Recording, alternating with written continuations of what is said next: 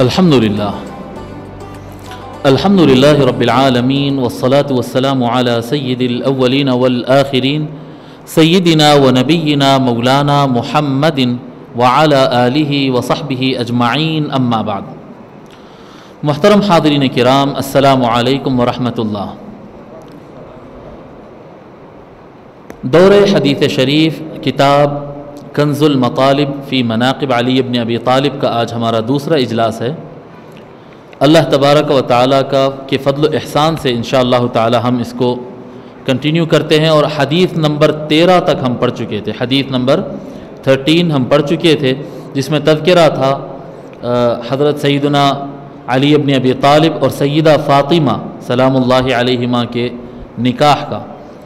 और जो रिवायत हम पढ़ रहे थे उसकी हम तकमील करना बाकी है। हदीस नंबर 13 हज़रत सईद बिन मुसय्यब रज़ियल्लाहु ताला अन्हु रावी है, वो हज़रत उम्मे ऐमन रज़ियल्लाहु ताला अन्हा से रिवायत करते हैं। इस रिवायत में हम बयान किए थे कि शादी के बाद आका सल्लल्लाहु अलैहि वसल्लम मौला अली के घर को गए, दुल्हा दुल्हन के घर को गए और वहाँ पर कहे कि उनको आने के लिए बर्तन में पानी मंगाए और पानी मंगाकर मौला अली के सीने पर पानी डाले और पीठ पर डाले, और इसी तरह से फिर सैयदा फ़ातिमा को बुलाए और उनके ऊपर भी इस तरह से पानी डाले। फिर फरमाते हैं उम्मे ऐमन रज़ियल्लाहु ताला अन्हा उसी रिवायत में कहती हैं वल्लाहि मा अलौतु, कहती हैं वल्लीतु जिहाज़हा फ़कान फ़ीमा जहज़तुहा बिही। उम्मे ऐमन रज़ियल्लाहु ताला अन्हा कहती हैं कि उनके जहेज़ का और उनके कमरे के इंतज़ाम जो था, कमरा जो दूल्हा दुल्हन का कमरा तैयार करना होता उसका इंतज़ाम मैं अपने हाथ में ली थी। मुझको ये ज़िम्मेदारी दी गई थी कि मैं सारा इंतज़ाम करूं। जब मैं इंतज़ाम करी तो फरमाते हैं फ़ीमा जहज़तुहा बिही मिरफ़क़तुन मिन अदमिन हशवुहा लीफ। फरमाती हैं कि एक तकिया था, उनका जो बिस्तर था, बिस्तर पर एक तकिया था, चमड़े का लेदर का बना हुआ तकिया था, जिसके अंदर खजूर की छाल, ये जो खजूर का दरख्त होता ना उसके ऊपर आप देखें ऐसा छिलके जैसे निकलते हैं जब झाड़ पुराना हो जाता, तो उसके वो जो छिलके हैं उसको लेकर, लीफ कहते हैं उसको अरबी में, उसको लेकर वो तकिए के अंदर भरते। यानी कोई स्पंज नहीं था, कोई कॉटन नहीं था, कोई रुई नहीं थी उसके अंदर, बल्कि वो खजूर की छाल उसके अंदर भरे थे। वह बतहाउन मफरूशुन फ़ी बैतिहा, और उनके घर में जो है रेत को बिछा दिया गया था, रेती, और बतहा का माना बतहा पे बिछाई जाने वाली चादर बिछी हुई थी। अब मैं आपको बताता हूँ, ये तो हदीस के अल्फाज थे। इसके अलावा जो मुख्तलिफ रिवायतों से मिलता है कि सईदा के लिए कमरा किस तरह से तैयार किया गया था। सबसे पहले कमरे में पत्थर वगैरह कुछ नहीं बिछाया गया था जी, कोई कालीन वगैरह नहीं था, मगर ज़मीन नरम रहना इसके लिए बारीक, जैसा छानी हुई रेती होती ना, तो बारीक रेती, क्या बोलते हैं यहाँ पर, बालू बोलते हैं यहाँ पर, बारीक किस्म की छनी हुई बालू को लाकर कमरे में बिछा दिया गया था। समझ में, यानी नरम होने के लिए। कालीन तो नहीं बिछाते और गद्दा तो नहीं, यानी उतना इंतज़ाम कहाँ था उस वक्त, तो वो नरम रेती, नरम बालू जो है उसके ऊपर बिछा दिया गया, और एक बिस्तर की उतनी चादर जो बिस्तर का काम कर सके, एक तकिया महशियतुन बिलीफ, वही छाल भरी हुई जो तकिया था, बस वो एक तकिया, 2 घड़े, पानी का घड़ा होता ना, पानी का घड़ा, हमारे पास घड़ा बोलते हैं, यहाँ पर क्या बोलते हैं, मट्टी का घड़ा बोलते हैं। तो पानी के 2 घड़े और एक चक्की, और एक दीवार के, यानी कमरे के 2 तरफ दीवार में खूंटे लगाकर, लकड़ी के खूंटे लगाकर एक रस्सी, ये हो गया सैयदा का कमरा। खलास, ये दुल्हन का कमरा तैयार हुआ है। ज़मीन पे रेती है, उस पे एक चादर, एक तकिया वो भी खजूर की छाल का, 2 घड़े पानी के, और एक चक्की आटा पीसने की, और एक रस्सी बांधी हुई 2 दीवारों में, और वो जो रस्सी है वही उनकी टोटल अलमारी है। समझिए, कपड़े डालने की रस्सी है, वो टोटल अलमारी होती ना हमारे कपड़े रखने के लिए, बस वही है, जो है वही है बस। ये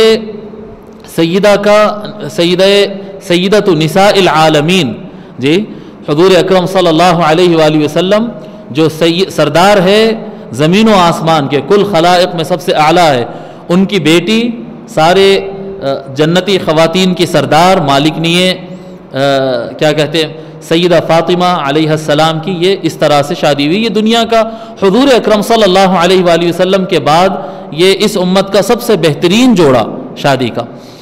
اور ان کے نکاح میں اتنی برکت اور اتنی برکت ان کے نکاح کے اندر، اتنی خوشحال، اتنی اچھی زندگی ان کی ہوئی. اللہ تعالیٰ کو راضی کرنے کے ساتھ ساتھ زمین پہ کسی کو تکلیف نہیں پہنچائے، اور ہمیشہ دونوں کا رشتہ بہت زیادہ اچھا رہا میاں بیوی کا. کبھی آپس میں یعنی نہ دنیا میں کبھی اختلاف ہوا، نہ کچھ نہ کیا. پھر اولاد بھی اللہ تعالیٰ اتنی پیاری اولاد دی، اتنی بڑی نسل دی اللہ تعالیٰ ان کو.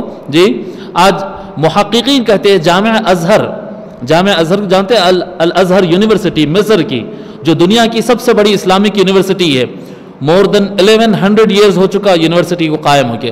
بلکہ آپ کہہ سکتے ہیں کہ ایجپٹ کی، اس کنٹری کی بھی سب سے بڑی یونیورسٹی وہ ہے. اس یونیورسٹی کے اسکالرز بتاتے ہیں کہ یونیورسٹی کی طرف سے باضابطہ ایک ڈپارٹمنٹ بنایا گیا یہ اندازہ کرنے، یہ کاؤنٹ کرنے کے لیے کہ دنیا میں سید کتنے ہیں اور کہاں کہاں ہیں. جی باضابطہ اس کا ایک ڈپارٹمنٹ بنایا گیا، اور اس کے تحقیق میں وہ لوگ نکل گئے، اور تحقیق کرتے ہوئے وہ کہتے ہیں کہ 3 کروڑ کے قریب ہم سادات کو زمین پہ گنے ہیں. جی اور اس کے علاوہ جن کے شجرے نہیں ملے ان کا کوئی پتہ نہیں ہم کو، جن کے شجرے نہیں ہیں، باضابطہ سند ہوتی نا، ان کے بیٹے یہ سند کے ساتھ جو ملتے ہیں ان کی اتنی تعداد ہے. پھر اس کے علاوہ جو اس کے پاس سند نہیں ہے ان کا ہم کو پتہ نہیں. دنیا کا کوئی ایک کونا ایسا نہیں ہے جہاں پر سید موجود نہیں ہے، یا حسنی ہے یا حسینی ہے. یعنی نسل میں اتنی برکت، نام میں اتنی برکت، اتنا شرف، اتنی عظمت، اتنا مقام. پھر دنیا کے اندر بھی ان کی جو زندگی رہی اتنی شاندار. یہ کیا ہے قصہ یہ ہے کہ حضور اکرم، ایک تو ہے کہ نسبت، سب سے بڑی بات تو یہ ہے کہ نسبت. حضور صلی اللہ علیہ وآلہ وسلم کا یہ گھر تھا، اور اللہ تبارک و تعالیٰ یہ گھر کو آگے بڑھانا تھا. تو یہ ایک تو نسبت آقا صلی اللہ علیہ وآلہ وسلم کی تھی. دوسری ایک بات اس کے اندر من جملہ باتوں کی ایک بات یہ بھی ہے کہ حضور اکرم صلی اللہ علیہ وآلہ وسلم ارشاد فرمائے اعظم النکاح برکتاً ایسرہ مؤنتاً. جتنے کم خرچ اور جتنا سیدھا سادہ طریقے سے نکاح ہوگا، نکاح میں اتنی برکت رہنے والی ہے. یہ حدیث شریف. نکاح میں اتنی برکت ہوگی جتنا اس کو سیدھا سادہ کرو گے. جتنا زیادہ تکلفات، جتنی شان، جتنا انتظام، جتنی دھوم، جتنی گڑبڑ، جتنا لوگوں میں شور کرو گے اتنا برکت کم ہو جائے گی. ایسرہ مؤنتاً، کتنی یعنی سادگی سے نکاح کرو گے. اب آپ بتائیے اس سے زیادہ سادگی کیا ہو سکتی ہے؟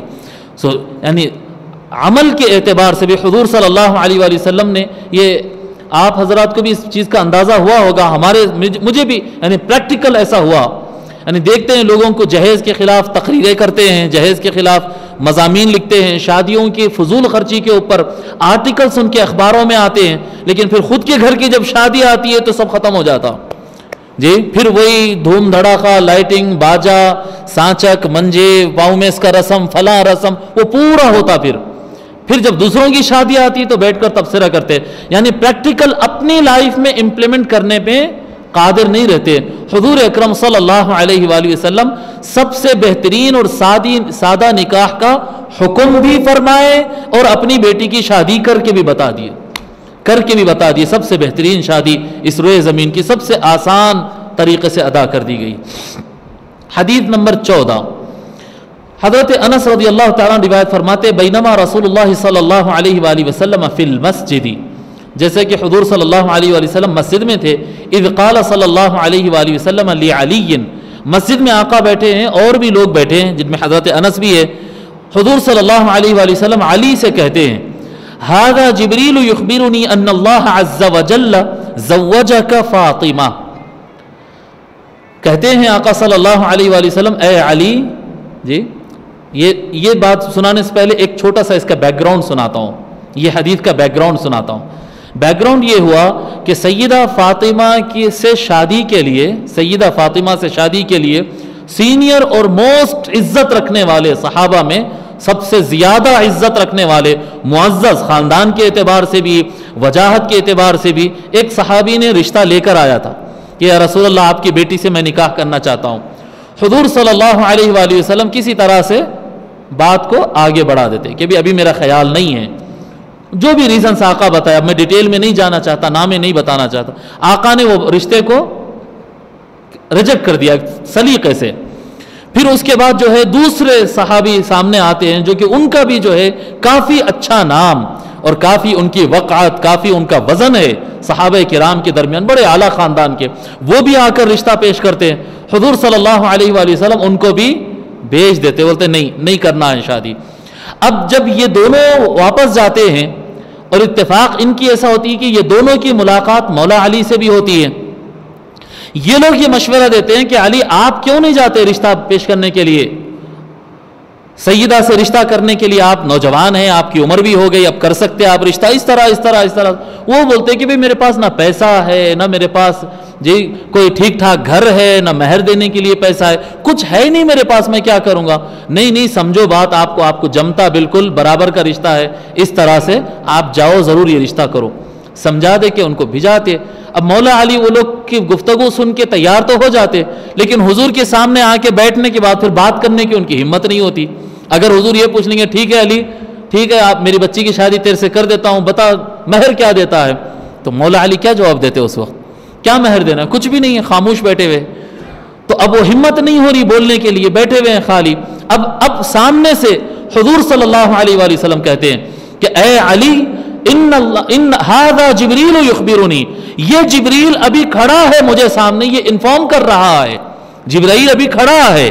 جبرائیل علیہ السلام بول کر چلے نہیں گئے، ھذا جبریل، یہ دیکھو جبرائیل ہے، یہ کھڑا مجھ کو یہ انفارمیشن دے رہا ہے، اطلاع دے رہا ہے، ان اللہ عز وجل زوجک فاطمہ، کہ اللہ نے آپ کی شادی فاطمہ سے کروا دی ہے۔ ابھی دیکھیے آپ، ابھی نہ سوال ہوا کہ علی آپ کے پاس کیا ہے کیا نہیں، ابھی یہ نہیں، سیدھا انفارمیشن یہ ہو رہی ہے کہ اللہ نے فاطمہ کا نکاح آپ سے کروا دیا ہے۔ وَأَشْهَدَ عَلَىٰ تَزْوِيجِكَ 40,000 مَلَكٍ، اور آپ کی شادی پر گواہ ہوتے نا، دو گواہ لاتے ہیں سامنے، دو مرد ہو یا ایک مرد، دو عورتیں گواہ رہنا، سنے نا اب یہ گواہ ہوتے ہیں، تو فرماتے وَأَشْهَدَ عَلَىٰ تَزْوِيجِكَ، اور آپ کے نکاح پر اللہ تبارک و تعالی نے وَأَشْهَدَ عَلَىٰ تَزْوِيجِكَ 40,000 مَلَكًا، 40,000 فرشتوں کو گواہ بنایا ہے، 40,000 فرشتوں کو گواہ بنایا ہے۔ وَأَوْحَىٰ إِلَىٰ شَجَرَةِ طُوبَىٰ أَنْ انثِرِي عَلَيْهِمُ الدُّرَّ وَالْيَاقُوتَ، اور شجرہ طوبہ نام کا جو درخت ہے جو ساتوں آسمان کے اوپر ہے، ساتوں آسمان، اس طرح سے بعض کتابوں میں پڑھا تھا شجر طوبہ کے بارے میں کہ وہ سدرۃ المنتہا سے شروع ہوتا ہے، یعنی جہاں ساتوں آسمان ختم ہوتے ہیں سدرۃ المنتہا، سدرۃ المنتہا میں اس کے پیڑ ہوتا ہے، اس کے جڑ ہوتے ہیں، وہاں سے اٹھتے ہوئے جا کر اس کے ڈالیاں جنت کے اندر پہنچتی ہے، جنت وہاں پر ہے نا، عرش کے نیچے اور سدرۃ المنتہا کے اوپر جنت کا مقام، تو اس کے ڈالے جو ہیں اونچے ہو کر جنت میں جاتے ہیں۔ فرماتے آقا صلی اللہ علیہ وآلہ وسلم، اللہ تبارک و تعالی علی و فاطمہ کا نکاح وہاں پر کیا، 40,000 فرشتوں کو گواہ بنایا اور حکم دیا، شجرہ طوبہ درخت کو آرڈر دیا، اننفری علیہم الدر والیاقوت۔ نکاح میں سنت کیا ہے معلوم؟ نکاح خانی میں سنت ہے کہ بادام کھجور اس طرح سے جو حاضرین محفل رہتے ہیں ان میں اچھالا جائے، یہ طریقہ کار ہو، بادام کھجور اچھالا جائے، یہ مسنون طریقہ ہے، آقا صلی اللہ علیہ وسلم باضابطہ اچھالے۔ اب اس کے بعد حالات یعنی معاشرے میں بدلتے ابھی ہاتھ میں دینے کا سسٹم شروع ہوا، ٹھیک ہے ہاتھ میں دیتے تو بھی دے دیں، لیکن آقا صلی اللہ علیہ وسلم محفل میں کھجور اچھالے تھے، یہ مسنون طریقہ ہے۔ تو فرماتے ہیں اننفری علیہم الدر والیاقوت، اللہ تعالیٰ نے حکم فرمایا یہ 40,000 گواہ فرشتوں کا جو مجمع ہے، یہ جو آسمانی مخلوق ہے، اے شجر طوبہ، یاقوت اور موتی ان کے درمیان اچھال دے، یہ نکاح ہو رہا ہے، در اور یاقوت اچھالے۔ فنثرت علیہم الدر والیاقوت، تو وہ درخت نے ان کے اوپر موتی اور یاقوت معلوم ہے نا، خاص پتھر جو ہوتا ہے، قیمتی پتھر، وہ اچھالے۔ فابتدرت الیہ الحور العین، تو جنت کی حور اس کو چننے لگی ہے، بولتے ہیں مصری کھجور مصری لوٹنا بولتے ہیں نا، ہمارے یہاں تو ایسے ہی بولتے ہیں حیدرآباد میں، یہاں پر بھی ایسا ہوتا ہے، مصری بادام لوٹنا بولتے ہیں نکاح خانے میں، تو مصری بادام لوٹنے کے لیے حور العین کو دی ہے، پھر وہ چننے لگی، یلتقطن من اطباق الدر والیاقوت، اور وہ اپنے تھالیاں بھر بھر کے، برتن بھر بھر کر موتی اور یاقوت کو چننے لگے. فَهُمْ يَتَهَادَوْنَهُ بَيْنَهُمْ إِلَى يَوْمِ الْقِيَامَةِ. اب یہ جنت کے اندر رہنے والے جو مخلوق ہے، حور العین ہے، فرشتے ہیں، جو جنت کے مخلوقات ہے، یہ جو موتی اور یاقوت اس دن اچھالے گئے ہیں، وہ قیامت تک کے لیے ان کے لیے ایسے قیمتی ہے کہ یہ آپس میں ایک دوسرے کو گفٹ کیا کرتے ہیں. کوئی فرشتہ دوسرے فرشتے کو یا کوئی حور دوسرے حور کو اگر خوش کرنا ہو تو وہ یاقوت یا وہ موتی اٹھا کر اس کو دیتی ہے. بھئی یہ کون سا ہے؟ یہ وہ ہے جو علی فاطمہ کے شادی پہ اچھالا گیا تھا. یہ محب الدین، علامہ محب الدین طبری نے الریاض النظرہ میں اس روایت کو نقل کیا ہے. اللہ اکبر. اور یہ شیخ الاسلام نے بڑی اچھی بات بتائی تھی، بڑے دل کو چھو لینے والی بات ہے. وہ یہ مضمون سے ہٹ کر ایک وجدان کی بات ہے، ایک خیال کی بات ہے. کوئی قبول کرتا قبول کرے، کوئی قبول نہیں کرتا وہ اس کی مرضی کی بات ہے. شیخ الاسلام نے بڑی اچھی بات بتائی تھی. بات یہ بتائی تھی کہ اب سیدہ فاطمہ کا جو درجہ ہے، سیدہ فاطمہ رسول اللہ کی بیٹی، اور سنت طریقہ تو یہ ہے نا کہ مسنون طریقہ یہ ہے کہ بھئی شادی برابر والوں میں کرنا، ایک دم لو میں بھی نہیں کرنا، ایک دم ہائی میں بھی نہیں کرنا، شادی برابر والوں میں کرنا. کفو کہتے ہیں اس کو، شریعت کی زبان میں کفو کہتے ہیں. برابر والوں میں رشتہ کرے تو رشتہ اچھا چلتا ہے، مسنون طریقہ ہے، کرنا بھی چاہیے. اب سیدہ فاطمہ رسول اللہ صلی اللہ علیہ وآلہ وسلم کی بیٹی، جی، تو اب رشتہ یعنی مرد جو ہوتا ہے نا، مرد وہ یا برابر کا رشتہ ہو یا تھوڑا اونچا ہو، رائٹ. اگر بچی کے مقابلے میں لڑکا اور کمزور ہے نا تو پھر وہ جمتا نہیں. یعنی کمزور فیملی سے، کمزور مینس کمزور فیملی سے اگر آئے تو جمتا نہیں. یا بالکل لیول کا رہنا یا تھوڑا اوپر والا رہنا. اب سیدہ فاطمہ کا کفو کہاں سے لائے؟ تو شیخ الاسلام فرمائے اس میں بڑی اچھی بات بتائے ہیں. کیونکہ بیٹی محمد کے گھر میں پیدا ہوئی تھی، اس لیے اللہ تبارک و تعالیٰ نے یہ طے کیا کہ علی کعبۃ اللہ کے اندر پیدا ہوں گے. یعنی مولا علی جو کعبے میں پیدا ہوئے نا، مولا علی کی ولادت کعبے میں ہوئی، جیسا کہ مستدرک علی الصحیحین میں امام حاکم نے لکھا ہے کہ یہ خبر متواتر ہے. اتنا کثرت سے ائمہ نے روایت کیا ہے کہ مولا علی کعبۃ اللہ کے اندر پیدا ہوئے، کہ بیٹی اگر رسول کے گھر سے آ رہی ہے تو بیٹا خدا کے گھر سے آ رہا ہے. یہ جوڑا اب جم گیا نا، تو اور بڑے گھر سے آ رہا ہے، لڑکا بڑے گھر سے آ رہا ہے تو انسان ہی لیکن پیدا خدا کے گھر میں ہوا ہے.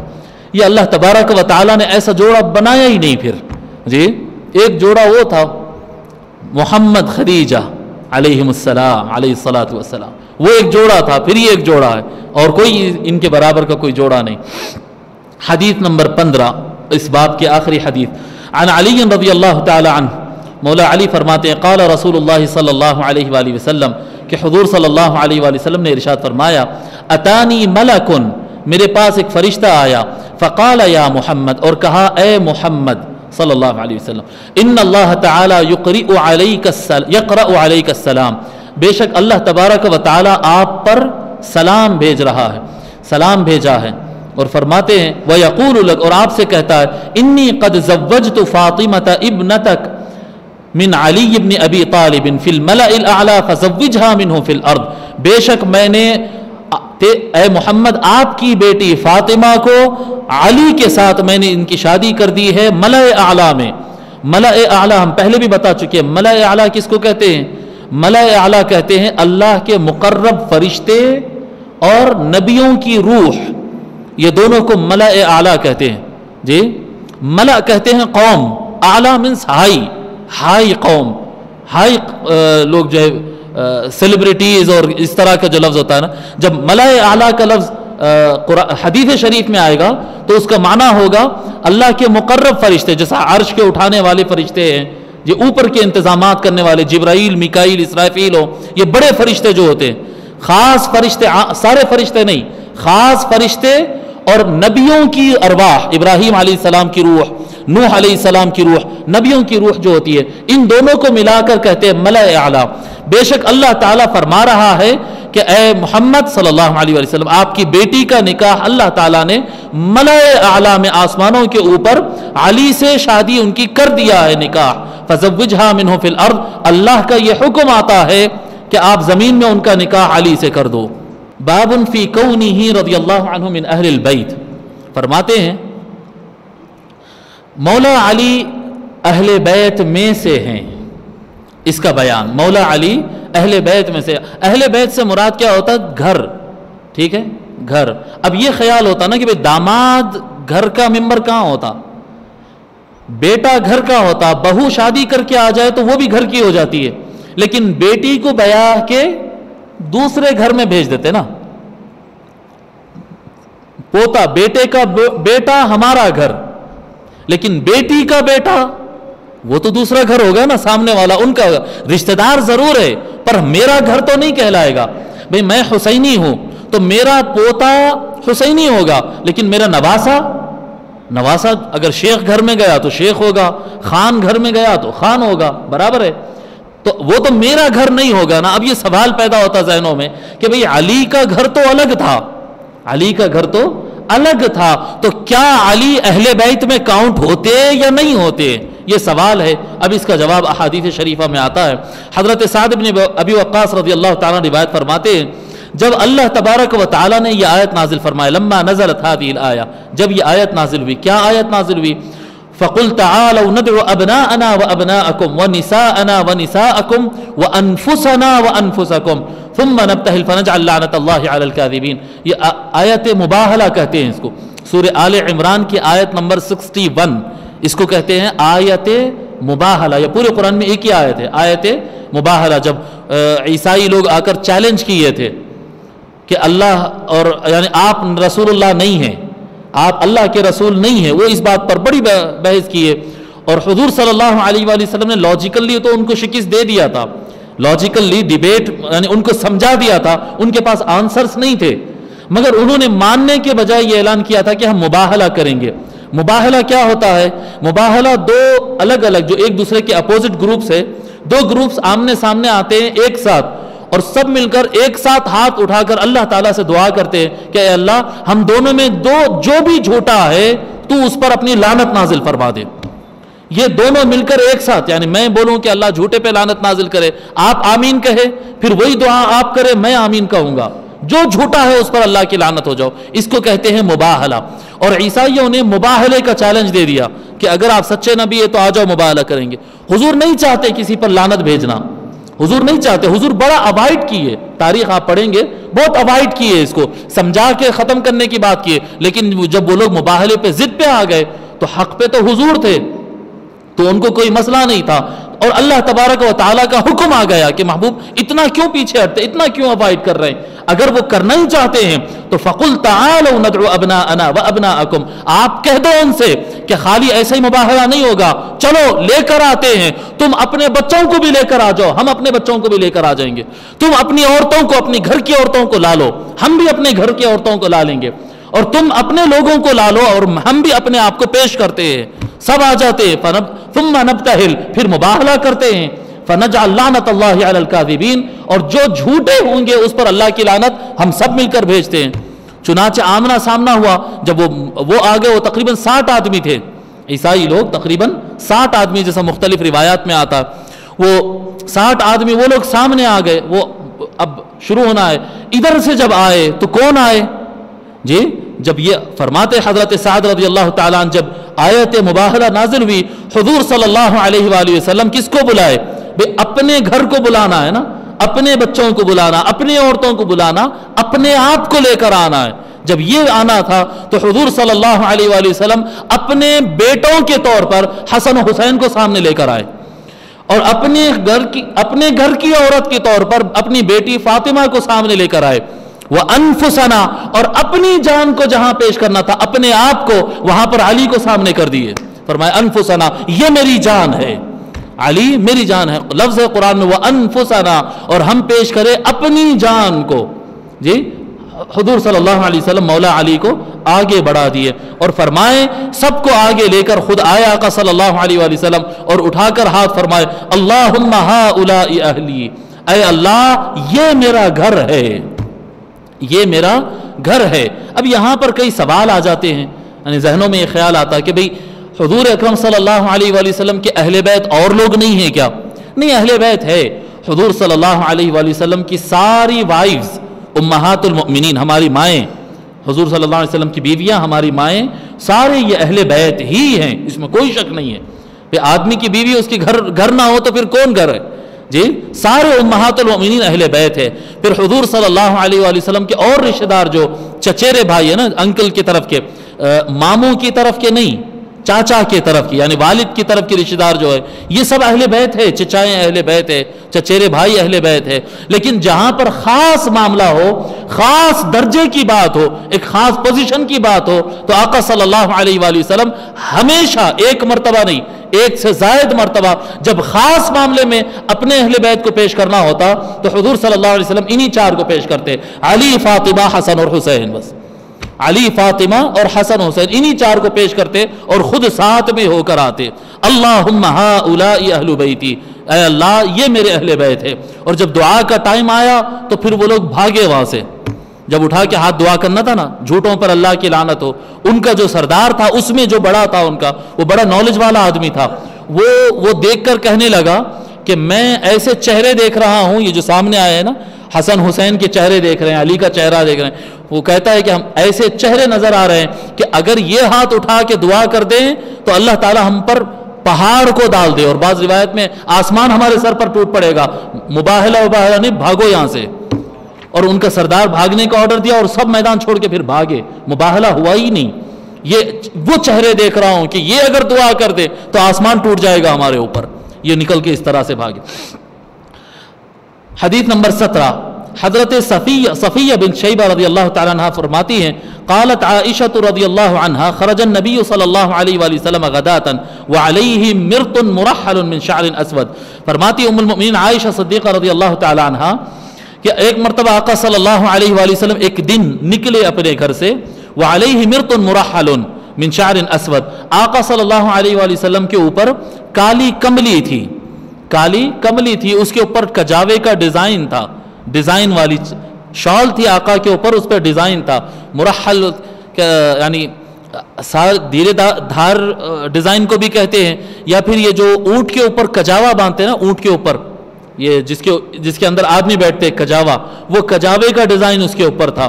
فرماتی ہیں فجاء الحسن بن علی، جب آقا صلی اللہ علیہ وسلم تشریف لے گئے تو ان کے پاس حسن آئے، حسن نواسے آئے، فادخلہ، تو آقا صلی اللہ علیہ وسلم کیا کیا، ان کو وہ جو شال تھی نا، کالی کملی، کالی شال، وہ کالی کملی میں حسن کو لے لیے۔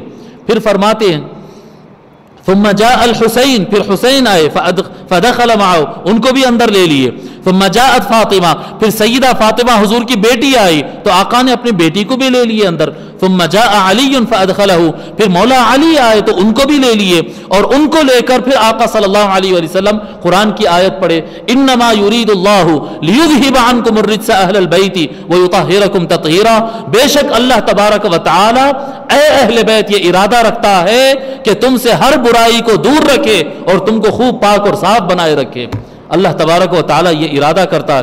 تو اب اس حدیث شریف اور اس آیت سے بھی، یعنی اس آیت کی تفسیر حضور اکرم صلی اللہ علیہ وآلہ وسلم کیا بتا دیے، اہل بیت جب کہیں گے، جب ہم کہتے ہیں نا نماز کے اندر اللہم صلی علی محمد وعلی آل محمد، یہ جو درود پڑھتے ہیں نا ہم نماز کے اندر، تو اس سے کیا مراد ہوتا ہے، اللہم صلی علی محمد وعلی آل محمد، اے اللہ اپنے رحمت نازل فرما، درود بھیج جی محمد پر اور آل محمد۔ کون ہے آل محمد؟ تو سب سے پہلا جواب آئے گا پنجتن ہوتے آل محمد، پنجتن، یہ پنجتن جو کہتے ہیں نا لفظ پنجتن، خمسہ، پانچ، یہ جو تن کا لفظ مطلب ہوتا ہے جسم، جان، پنجتن پانچ جسم، پانچ جسم، پنجتن کا ترجمہ کر رہا ہوں جی، تن کہتے ہیں نا انسان کی باڈی کو تن کہتے، پنجتن پانچ جسم، یہ پنجتن جو ہے یہ محمد، علی، فاطمہ، حسن، حسین، یہ آقا صلی اللہ علیہ وآلہ وسلم اس کو اپنی شال میں لے کر یہ واضح کر دیے کہ یہ اہل بیت ہے۔ اہل بیت اور بھی ہے لیکن خاص درجہ یہ اہل بیت کا، خاص درجہ جن کو آقا صلی اللہ علیہ وآلہ وسلم نے فرمایا کہ یہ صراط مستقیم کی گارنٹی ہے، جو احادیث متواترہ میں جن کا ذکر آتا ان سے مراد یہ پنجتن ہے۔ حدیث نمبر 18 اسی معنی میں ہے اور اس روایت میں ہے کہ وہ آقا صلی اللہ علیہ وآلہ وسلم اچھا پڑھ لیتے ہیں یہ روایت۔ حضرت انس رضی اللہ تعالیٰ روایت فرماتے ہیں کہ حضور اکرم صلی اللہ علیہ وآلہ وسلم کان یمر بباب فاطمہ 6 اشہر اذا خرج الى صلاة الفجر، 6 مہینے تک حضور اکرم صلی اللہ علیہ وآلہ وسلم کنٹینیو بغیر ناغا 6 مہینے تک جب فجر کی نماز کے لیے نکلتے تو سیدہ فاطمہ کے دروازے کے پاس سے گزرتے اور آواز دیتے ہوئے گزرتے، یقول الصلاۃ یا اہل البیت، اے اہل بیت نماز کا وقت ہو گیا ہے، انما یرید اللہ لیذھب عنکم الرجس اہل البیت ویطہرکم تطہیرا. یہ آیت دوبارہ تلاوت کرتے ہیں جو ہم آیت پہلے بیان کر چکے. انما بے شک اللہ تعالیٰ کا یہ ارادہ ہے اے اہل بیت کہ تم سے ہر برائی کو دور رکھے، ہر نجاست کو خرابی کو دور رکھے، تم کو خوب پاک کرے. تو اللہ تبارک و تعالیٰ کا یہ ارادہ ہے. حضور اکرم صلی اللہ علیہ وآلہ وسلم یہ آیت مبارکہ سیدہ فاطمہ اور مولا علی کے کمرے اور ان کے گھر کے سامنے اس دروازے کے سامنے پابندی کے ساتھ ہر فجر میں 6 مہینے تک پڑھتے رہے. یعنی ایک اندازہ لگانے 180 دن پڑھے ہیں، 180 دن تک آقا صلی اللہ علیہ وسلم یہ تلاوت کرتے جاتے، یعنی امت کو بتا رہے تھے. جی اہل بیت کو جگا رہے تھے اور امت کو بتا رہے تھے، اہل بیت کو جگا رہے تھے اور امت کو بتا رہے تھے یہ اہل بیت ہے، یہ میرے پنجتن ہے، یہ میرے خاص ہے. اللہ اکبر. اور یہ جو شال میں لینے کا جو واقعہ ہے، شال میں، اس کے بارے میں 2-3 باتیں یعنی 1-2 باتیں عرض کرتا ہوں، اس کے بعد ہم تیزی سے آگے بڑھ جاتے ہیں. ایک بات یہ ہے کہ اس کے اندر ایک شال ضابطہ جو ہوتا ہے نا، قاعدہ، ایک شال ایک آدمی کی رہتی ہے یا ایک شال 2 آدمی کی رہتی ہے. ایک شال تو سنگل آدمی کی ہوتی نا، ایک شال ایک آدمی ہوتا ہے. آقا صلی اللہ علیہ وآلہ وسلم یہ 5 کو ایک شال میں لے لیے تھے. کیا مراد ہے اس سے؟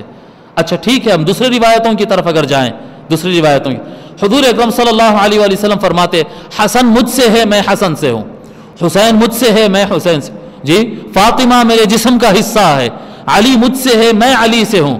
آپ دیکھیں یہ انہی 4 کے ساتھ فرماتے، دوسروں کے ساتھ نہیں فرمائے. دوسروں کے اور فضائل ہے، معاذ اللہ دوسروں کے فضائل نہیں ہے، یہ نہیں بولنا چاہ رہے ہیں، لیکن یہ لفظ جو فرما رہے کہ وہ مجھ سے ہے میں اس سے ہوں، یہ جو لفظ فرما رہے آقا صلی اللہ علیہ وسلم یہی 4 کے ساتھ فرما رہے ہیں. پھر انہی 4 کو لے کر شال میں اپنی نماز پڑھتے ہیں. برابر ہے، نماز پڑھتے رہتے. حضور اکرم صلی اللہ علیہ وآلہ وسلم فرض نماز ہے، فرض نماز پڑھتے، امامت کرتے رہتے مسجد کے اندر. کئی مرتبہ حسن و حسین کو گود میں لے کے نماز پڑھتے تھے. آپ ٹھہرے نا، بیٹا آ گیا نماز پڑھ رہے ہیں آقا صلی اللہ علیہ وسلم، امام حسن آ گئے، نماز کے اندر اٹھا کر ان کو گود میں لے لیتے. کبھی دونوں آ جاتے تو دونوں کو گود میں لے لیے. یہ امام صاحب کی کیفیت ہے. یہ نماز چالو ہے، جماعت چل رہی ہے، رکوع میں جاتے، سجدے میں جانا ہوتا اپنے شہزادوں کو اتارتے، سجدے میں جاتے، شہزادے اوپر آ گئے تو نماز لمبی کر دیتے، سجدہ لمبا کر دیتے، لیکن بات کو کیا کہتے ان کو ہٹاتے نہیں. یہ کیا ہو کیا رہا ہے؟ بات اتنی ہے کہ تن 5 ہے، جسم 5 ہے، جان ایک ہی ہے. جی جان ایک ہی ہے. میں بتا رہا ہوں نا، ایک شال ایک کے لیے ہی ہوتا ہے. تبھی تو حضور فرما رہے ہیں کہ یہ میرا حصہ ہے، یہ میرا حصہ ہے. حسین مجھ سے ہے، جی حسن مجھ سے ہے، فاطمہ مجھ سے ہے. علی کے بارے میں تو اور آگے کا لفظ فرما دیے، اور آگے کا اور کلیئر لفظ فرما دیے، کیونکہ دنیا آقا صلی اللہ علیہ وسلم کو پتا ہے نا، دنیا علی کو اتنا جلدی مانے گی نہیں، بڑی عداوت ہوگی علی سے، آسانی سے نہیں مانیں گے. اس لیے ایسا نہیں فرمائے، صرف اتنا نہیں، یہ بھی فرمائے کہ علی مجھ سے ہے میں علی سے ہوں، یہ بھی فرمائے، لیکن اس سے آگے کا لفظ ہی فرما دیے. فرمائے علی کا گوشت میرا ہی گوشت ہے، علی کا خون میرا ہی خون ہے. ایک نہیں، ایک سے زیادہ مرتبہ فرمائے یہ علی کا خون میرا ہی خون ہے، علی کا گوشت میرا ہی گوشت ہے. اور اس کے بعد جب یہ کہا گیا کہ اپنی جان کو سامنے آگے کرو، مولا علی کو آگے بڑھا دیے. تو آقا صلی اللہ علیہ وآلہ وسلم یہ بتا رہے تھے یہ لوگوں، یعنی ایک عالم نے بڑے اچھا جملہ اس کے لیے فرمایا ہے کہ یہ حضور صلی اللہ علیہ وآلہ وسلم کی نبوت کا تمدد ہے. یعنی آقا صلی اللہ علیہ وآلہ وسلم کے جسم کا، جان کا، تعلیم کا، رسالت کا مظہر ہے یہ 4 لوگ. مظہر ہے. ایسا ہوتا ہے سورج ہوتی تو اس کی کرنیں ہوتے ہیں، تو آپ کیا کرنوں کو سورج سے الگ کریں گے کیا؟ بولیں گے نہیں، کرن الگ ہوتی ہے، سورج الگ نہیں. سورج کا کنٹینیوس ہے، یہ سورج کا تسلسل ہے اس کے کرنیں. یہ 4 آقا علیہ الصلاۃ والسلام کے نبوت کے سورج کے، جی نبوت کے سورج کا تسلسل ہے. یہ انہی کی جھلک ہے، انہی کے پرتاؤ ہے، انہی کے خون ہے، انہی کی جان ہے، انہی کی جان ہے. اسی وجہ سے میں کہتا ہوں جب یہ آقا صلی اللہ علیہ وآلہ وسلم نمبر 1 یہ پوائنٹ بتا دیا کہ وہ حضور کی ہی جان ہے، حضور کی ہی جان ہے. اور آگے اس میں مزید دلائل بتاؤں گا میں، اور آگے اور دلائل آئیں گے. جیسے آقا صلی اللہ علیہ وسلم بہت سارے باتیں فرمائے، وہ آگے ہم کو آنا ہے تو ابھی یہاں پر نہیں بیان کرتا. تو یہ حضور صلی اللہ علیہ وآلہ وسلم کی جان ہے یہ چاروں لوگ. اللہ اکبر. اور اسی وجہ سے میں کہتا ہوں کہ یہ چاروں سے پھر غلطی بھی نہیں ہوئی. کلکم خطاؤن فرمایا آقا صلی اللہ علیہ وسلم، اے میرے صحابیوں تم میں سے ہر شخص، صحابہ سے فرمائے وہ قیامت تک کے انسانوں کے لیے، سبھی کے لیے وہ کلکم خطاؤن، تم سب کے سب کثرت سے غلطیاں کرنے والے ہیں. کون سا انسان ہے جس سے غلطی نہیں ہوتی؟ فرشتہ تھوڑی ہے کہ غلطی نہ ہو، فرشتے سے نہیں ہوتی غلطی. یا نبی ہوتا جو معصوم ہوتا، نبی کو اللہ تعالیٰ محفوظ رکھتا ہے، معصوم رکھتا ہے، اس کو معصوم کہتے ہیں جی. یا پھر فرشتہ ہوتا ہے جس سے غلطی نہیں ہوتی ہے. انسان، نارمل انسان سے تو غلطی ہوتی ہی ہے. لیکن ان چاروں کے بارے میں چیلنج ہے، قدیم زمانے سے لے کے آج تک کی تاریخ تک کوئی اسکالر دنیا کا یہاں پر ان سے غلطی ہوئی، علی، فاطمہ، حسن و حسین کے بارے میں کوئی اسکالر آج تک نہیں لکھ سکا ان سے غلطی ہوئی. بڑے بڑے صحابہ سے، اولیاء سے، سب سے غلطی ہوتی ہے. اور غلطی ہونا کوئی خرابی نہیں ہے، نارمل نیچرل چیز ہے. انسان سے غلطی ہوتی ہے. غلطی ہونے کے بعد اچھا یا برا سمجھنے کا طریقہ یہ ہوتا کہ غلطی ہونے کے بعد انسان جو ضد کرتا نہیں یہی صحیح ہے تو وہ برا انسان. اور اچھے انسان کی علامت یہ کہ جب اس سے غلطی ہوتی ہے تو ان فوراً رجوع کرتا ہے، توبہ کرتا ہے. انسان سے معاملہ ہے تو سوری کہتا ہے یا اللہ سے توبہ کرتا ہے. برابر ہے یہ. حضرت عثمان ابن عفان رضی اللہ تعالیٰ عنہ فرماتے ہیں، ایک مرتبہ حضور صلی اللہ علیہ وآلہ وسلم کے پاس آئے حضرت سیدنا عثمان ابن عفان رضی اللہ تعالیٰ عنہ، فرمایا یا رسول اللہ آپ بتائیں نا وہ میرا فلاں باغ ہے، فلاں میرا فارم ہاؤس ہے، کمپلیٹ ایک باغ ہے، پھل لگتے اس کے اندر، بڑا باغ، شاندار باغ ہے. یا رسول اللہ یہ میرا جو باغ ہے آپ اس کا جو مناسب سمجھتے ہیں کر دیجئے، آپ لے لیجئے یا کسی کو بھی دے دیجئے فارم ہاؤس. حضور صلی اللہ علیہ وسلم فرمایا اچھا خاصا ہرا بھرا ہے، پروفٹ دینے والا باغ ہے، چمن ہے، آپ کا فارم ہاؤس ہے، آپ کیوں دے رہے ہیں کسی کو؟ ایسا کیا ہو گیا؟ ایسی کوئی خاص ضرورت تو کوئی اسپیشل جنگ ونگ نہیں ہے، کوئی اسپیشل فنڈ کی ضرورت نہیں ہے. نہیں یا رسول اللہ پورا لے لیجئے. فرمایا عثمان ہوا کیا، کیوں آپ ایسا نکال دے رہے ہیں؟ تو فرمایا یا رسول اللہ نماز میں یہ باغ کا خیال آ رہا ہے، بیچ میں میری نماز کو ڈسٹرب کر رہا ہے، یہ باغ نماز میں اللہ کے لیے ٹھہرا ہوں، بیچ میں آ رہا ہے. یہ وَخَيْرُ الْخَطَّائِينَ التَّوَّابُونَ، نماز میں کسی اور کا خیال نہیں آنا چاہیے، پر اگر خیال آ جائے تو ان کے توبہ کا لیول بھی یہ ہوتا ہے.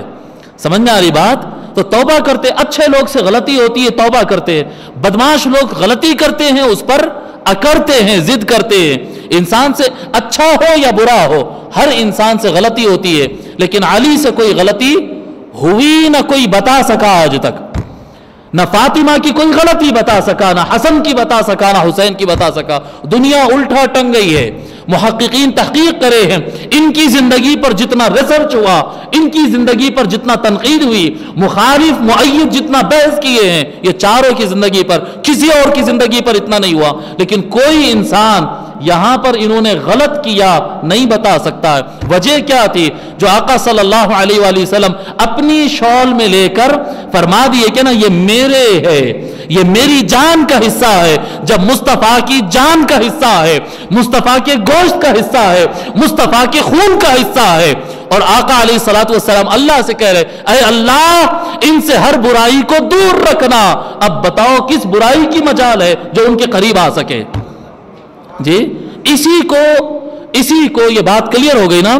یہ عقیدہ اہل سنت والجماعت ہے، یہ عقیدہ اہل سنت والجماعت ہے کہ علی، فاطمہ، حسن و حسین غلطی سے محفوظ ہے آقا صلی اللہ علیہ وآلہ وسلم کی دعا کی وجہ سے جی، اور ان کو اپنے جسم کا حصہ ڈکلیئر کرنے کی وجہ سے. یہ اہل سنت والجماعت کا عقیدہ ہے. اہل سنت والجماعت اس کو لفظ دیتے ہیں محفوظ.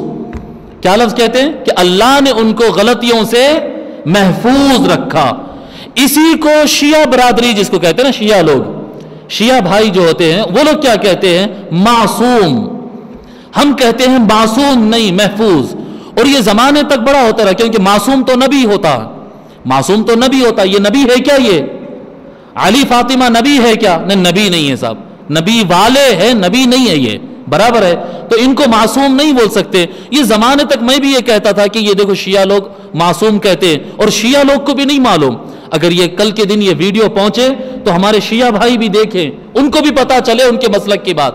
پھر ان کے جو اکابر، ان کے بڑے علماء جانتے ہیں، عوام نہیں جانتی ان کی، کہ ان کے یہاں معصوم کے 2 درجے ہوتے ہیں. جی معصوم کے 2 درجے. اچھا معصوم اور محفوظ میں فرق کیا ہے؟ کیا مطلب بھئی؟ محفوظ کا کیا مطلب اور معصوم کا کیا مطلب؟ معصوم کہتے ہیں جس سے غلطی ہو نہیں سکتی. معصوم کا مطلب جس سے غلطی ہو ہی نہیں سکتی، اس کو کہتے ہیں معصوم. محفوظ کہتے ہیں جس سے غلطی ہو سکتی پر ہوئی نہیں، ہو تو سکتی تھی پر ہوئی نہیں کوئی غلطی، اس کو کہتے ہیں محفوظ.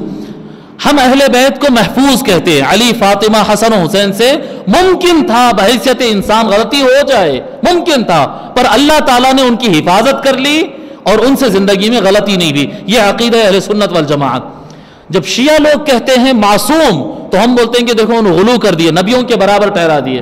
مگر جب آگے تحقیق کرے، ان کے علماء سے سنے اور ان کی کتابوں میں تلاش کرتے، جب ایک لیول پہ پہنچے تو میں خود پڑھ کر حیران رہ گیا. ان کی کتابوں میں اور ان کے بڑے علماء سے سن کر میں خود چوکنا رہ گیا. ہمارا اور شیعہ کا اس مسئلے میں عقیدہ ایک ہی ہے. وہ کیسے ایک ہے بھئی؟ وہ معصوم بولتے ہیں، ہم محفوظ بولتے ہیں. تو صاحب ان کے پاس صرف ورڈز کا ڈیفرنس ہے. ان کے پاس معصوم کے 2 لیول ہے. ان کی کتابوں میں لکھا ہے یہ معصوم کے 2 لیول. ایک معصوم کا لیول نبیوں کا، جس کا مطلب یہ ہے کہ معصوم ایسا جس سے غلطی ممکن نہیں، جو ہم نبیوں کے لیے بولتے انہوں بھی نبیوں کے لیے وہی بولتے. اور دوسرا لیول معصومیت کا بتاتے ہیں. دوسرا لیول معصومیت کا معنی یہ کہ غلطی ہو سکتی تھی لیکن اللہ کے حفاظت کرنے کی وجہ سے ان سے غلطی نہیں ہوئی. تو یہی تو ہمارا عقیدہ ہے نا صاحب. اس کو لوگ بولتے ہیں عصمت کبریٰ، نبیوں کی عصمت. شیعوں کی بات بتا رہا ہوں میں، شیعہ بھائیوں کے پاس، اثنا عشریہ کے پاس عصمت کبریٰ جو نبیوں کی عصمت ہے، بڑی عصمت کہ غلطی ہو نہیں سکتی. دوسری ہے عصمت صغریٰ، چھوٹی عصمت، یعنی غلطی ہو سکتی لیکن اللہ نے حفاظت کر لیا نبوت کے نسبت، آقا کی نسبت کی وجہ سے، آقا کی رشتہ داری اور دعا کی وجہ سے. تو عقیدہ ایک ہے، ہم لفظ الگ الگ ہے. انہوں عصمت صغریٰ بولتے ہیں اور ہم اس کو محفوظ بولتے ہیں. یہ اہل سنت بھی سمجھ لیں کہ اس میں ہمارا اور ان کا عقیدے کا کوئی اختلاف نہیں ہے. اور یہ شیعہ بھائی بھی یہ بات سن لیں اور رکھ لیں. حدیث نمبر 20. اب ہم تیزی سے اس کو آگے بڑھا دیتے ہیں. فرماتے حضرت ابو سعید خدری رضی اللہ تعالی عنہ، یہ آیت انما یرید اللہ لیذھب عنکم الرجس اہل البیت، یہ آیت نازل ہوئی ہے کس کے بارے میں؟ جی پنجتن کے بارے میں. یہ لفظ آ رہا ہے دیکھیں، نزلت فی خمسہ. یہ لفظ صحابی ہے. یہ ہم بولتے نا پنجتن، اور نہیں بھئی ایسا نہیں بولنا، اہل بیت بولو پنجتن. یہ ٹرم جو یوز ہوتا ہے نا پنجتن، یہ لفظ جو یوز کر رہے ہیں، یہ لفظ جو یوز کر رہے ہیں یہ شیعوں کا لفظ ہے، سنی نہیں استعمال کرنا. نہیں بابا، یہ شیعہ کا نہیں ہے، یہ سنی کا نہیں ہے، یہ صحابہ کا ٹرم ہے. یہ نزلت فی خمسہ، یہ آیت پنجتن کے بارے میں نازل ہوئی. خمسہ جانتے ہیں نا؟ خمسہ عربی کی گنتی آتے، 1 2 3 4 خمسہ، خمسہ پنجتن. الصلوات الخمس، 5 نمازیں. فرماتے حضرت ابو سعید خدری رضی اللہ تعالیٰ عنہ، یہ آیت پنجتن کے بارے میں نازل ہوئی. فی رسول اللہ وعلی وفاطمہ والحسن والحسین علیہم السلام اجمعین، 5 کے بارے میں.